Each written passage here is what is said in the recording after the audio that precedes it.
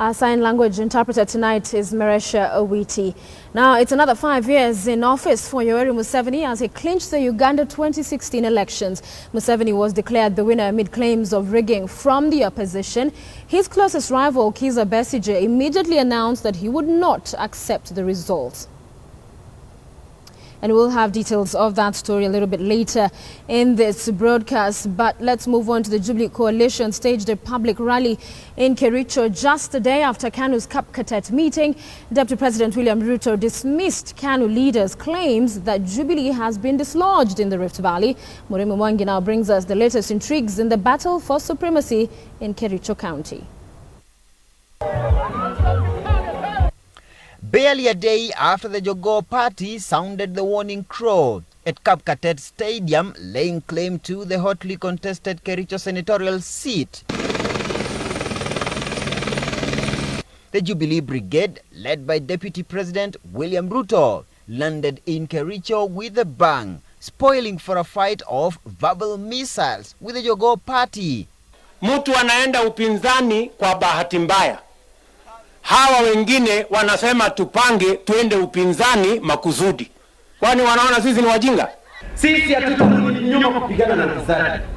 Juzi tumesikia wengine wakisema Ketera anasema Mungu anapigana na serikali nini, lakini tunataka haki ya mnyonge. And in an open spat at the KANU Brigade, 29-year-old Aaron Cheriot brushed off claims that he is inexperienced to serve as senator, arguing that his election would in fact be the strongest message by the young people against the old guard. Umri ukiwa mdogo haimaanishi wewe uweze kuwa kiongozi.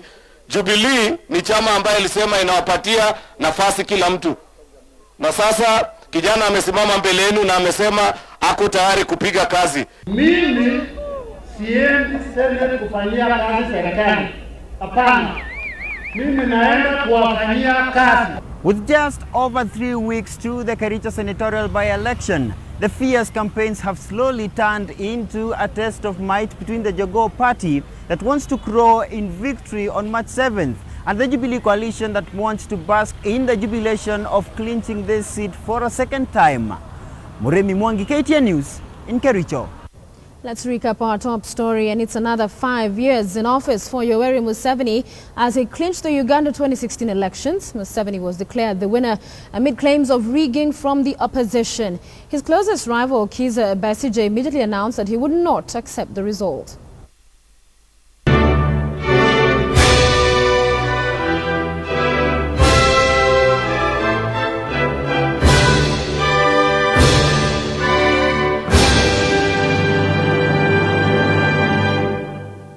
Yoweri Museveni has won his 5th term in power. He has been in power since 1986 when he unseated President Milton Obote in a military coup.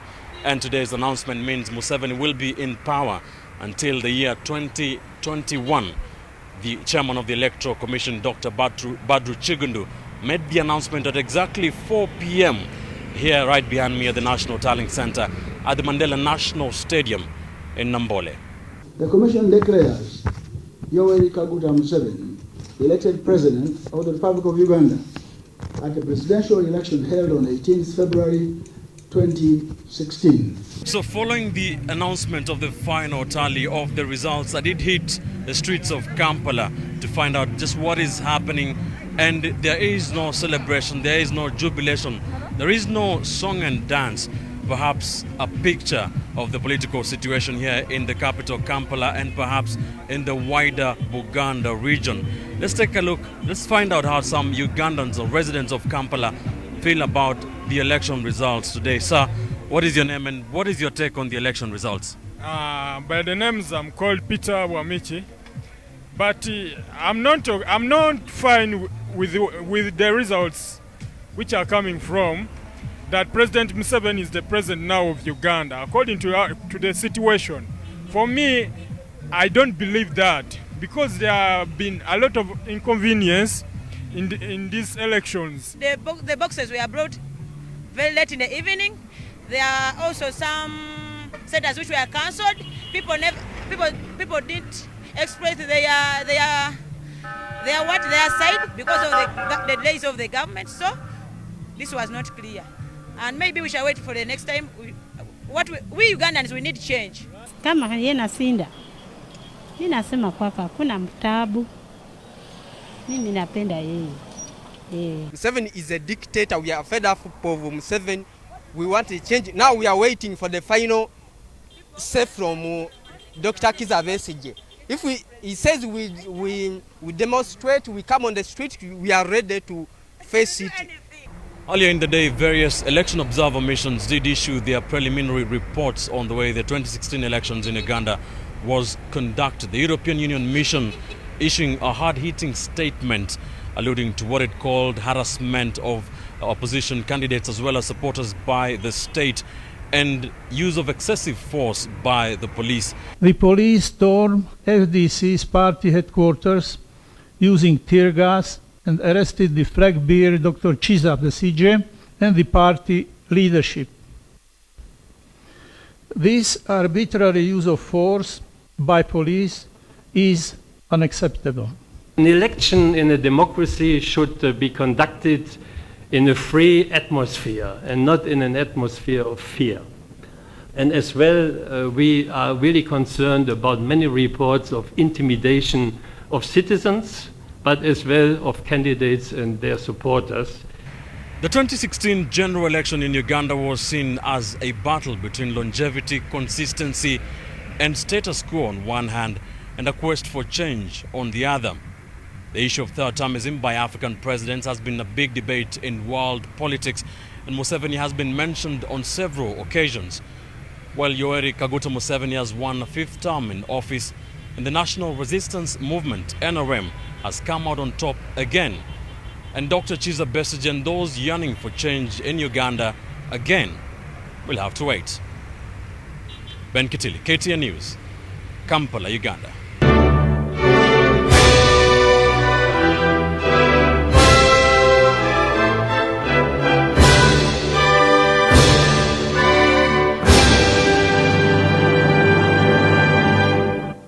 And back in Kenya, court leaders have revived their call to the government to withdraw the Kenya Defence Forces from Somalia.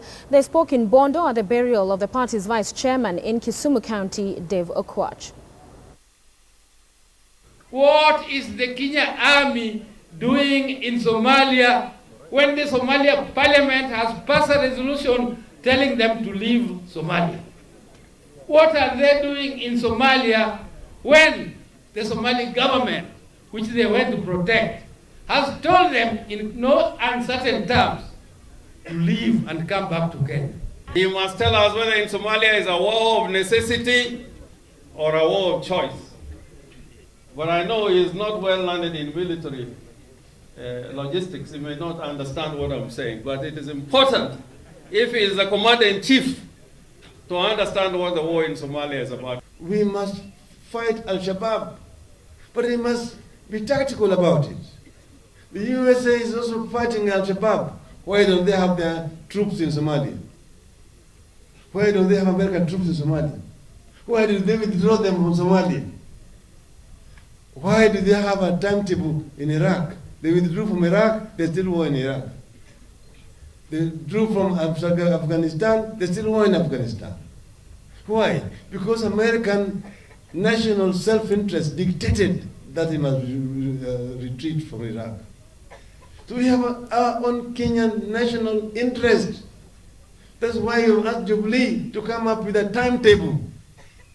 Under what conditions are our troops going to come out of Somalia? And only days after KTN News questioned the apparent emergence of planned toll stations on Nairobi's southern bypass, the billboards announcing that fact have been pulled down. And in reaction to the exclusive KTN News story, the Matatu Owners Association says introducing toll stations would amount to double taxation. Just a few days ago, the Southern Bypass was dotted with billboards carrying a not-so-good public service announcement, alerting motorists using the road that soon they would have to pay a toll every time they drove on the road. Motorists were outraged when KTN broke the news. Many took to social media questioning the reasoning behind it. Now, the advertisement has been pulled down. What is not clear though at this stage is whether the intended tolling has been suspended. The Matatu Owners Association has added its voice to the debate, calling the move to charge toll for the use of roads unacceptable. Toll stations or booths for the same vehicles which do pay their taxes for road maintenance through fuel is double taxation.